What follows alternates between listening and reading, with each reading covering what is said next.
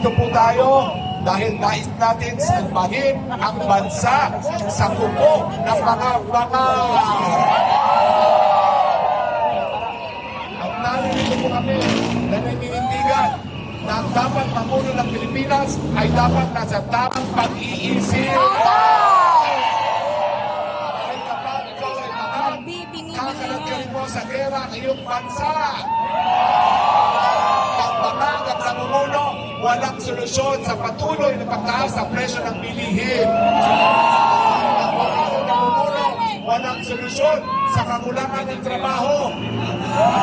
At kapag maagang namumuno, walang solusyon sa mababang sweldo ng sakena. Kapag maagang namumuno, pati ang pondo para sa kalusugan, gagasusin para sa korupsyon.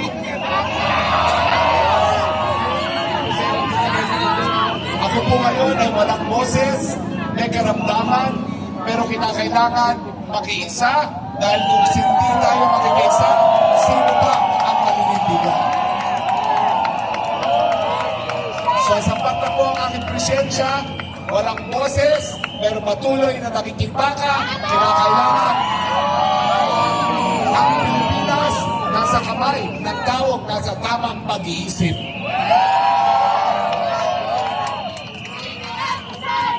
BBM resign! BBM resign! BBM resign! BBM resign! BBM resign! BBM resign! BBM resign! BBM resign! Ang iba bangag, instead na resign, bangag pa. Nahiya tuloy ako pagbalik. Sa bagay, Ang ganda kanina no, yung unang entrada nila. sa bagay, pag ang tao bangag, eh, talagang manhid. Posisyon mo. Sir Tony Lonchong yan. Ang eleksyon mo. Testigo laban sa'yo. Marcos, at yung asawa mong creature from hell. Richard! Yung asawa ni Marcos is a creature from hell. Kokak ba? Ano na makakaging ganito? Gusto mo yun? Kung ngayong mag-asawa, Oh. oh, ikaw, creature from hell. At ikaw namang super under the saya. Kasuhan niyo ako sa sinasabi ko na dinahin niyo yung eleksyon ninyo. Wow! Ito naman, hindi makasuhan eh. Attorney, hindi makasuhan nila yun. Asawa, mantakaya kayo, wala kayong karapatan manatili sa Malacanang. Sanctuary of Devils! Hindi talaga makakasuhan yan dahil alam nila na nandito ang alas. Mag-asawa, kasi wala kayong karapatan dyan sa pwesto. Ikaw, creature from hell, kung nandito ka, sasampalin ka na. Andak yun! Andak! You deserve it. You deserve na sampalin ka. Ang bawat Pilipino. Balik na kayo sa Hawaii! Manipula ko, minanipula mo ang Korte Suprema, minanipula mo ang eleksyon, minanipula mo ang smart market, at nandito ang testigo para sa bayan. Sige, hahamunin ko kayo ng asawa sa lahat ng kapangyarihan na hawak ninyo ngayon. Kaya niyo ba akong harapin? Hindi niya kaya si Attorney Chan. Kasi siya ang ano dati. Nandito ako naninindigan para sa milyon-milyong Pilipino. Hindi para kay Pastor Kibuloy, hindi para sa POGC, kundi para sa lahat ng Pilipino. Nandito ako dahil may issue ako laban kay creature from hell at sa asawa ng super at nagkasabang Marcos. Ano yun?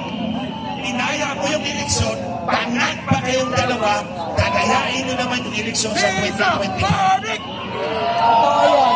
Yung isa drug addict, yung isa drug pusher, di ba?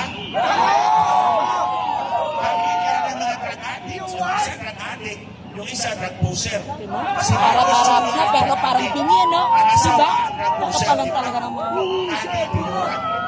Okay ba? Pero hinahamon ko talaga itong mga asawang ito.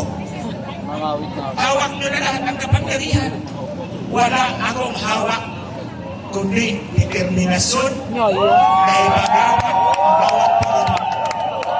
Nandito ako sa harap ng Nakakalaga inyong sila kasi dating mga hinahamon ko kasama kayo, ko. kasuhan nyo ako doon sa binulgar ko. Ah, Na pinanipulan ninyo ang inyong eleksyon. Wala kayong karapatan manatili sa Malacanang. Yan ang isyu ko laban sa inyo. Landaraya kayo mag-asawa, pangag pa kayo, ano ang kinabukasan na mapapala ng bawat Pilipino. wala, di nga nga.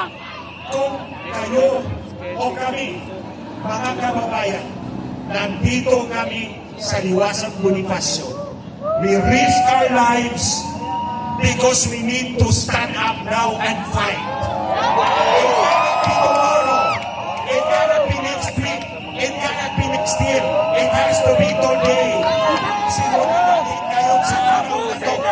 Kaya sinabi, yung mga magaraya, yung mga banat, nasa sa Malacanang. We Talaga ng deserve a better leader. We Yes! drug addict. Diba? Hindi natin kailangan ng drug addict kasi kung drug addict ang mangungulong, ayan, anong ginawa nila sa KOJC. Diba? So ito, I address this to every Filipino. We are only called to bet on a future. This is our moment. Let's take that moment, rise up, fight, and win for the future of our people. Maraming salamat.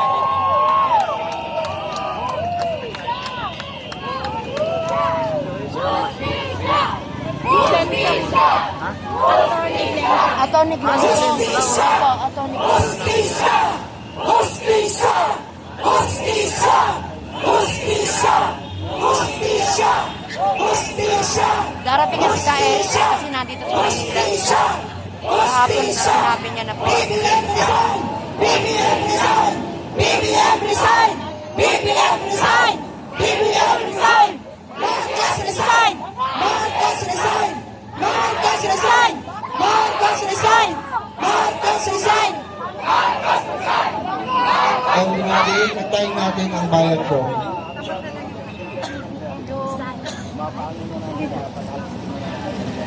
Kaya.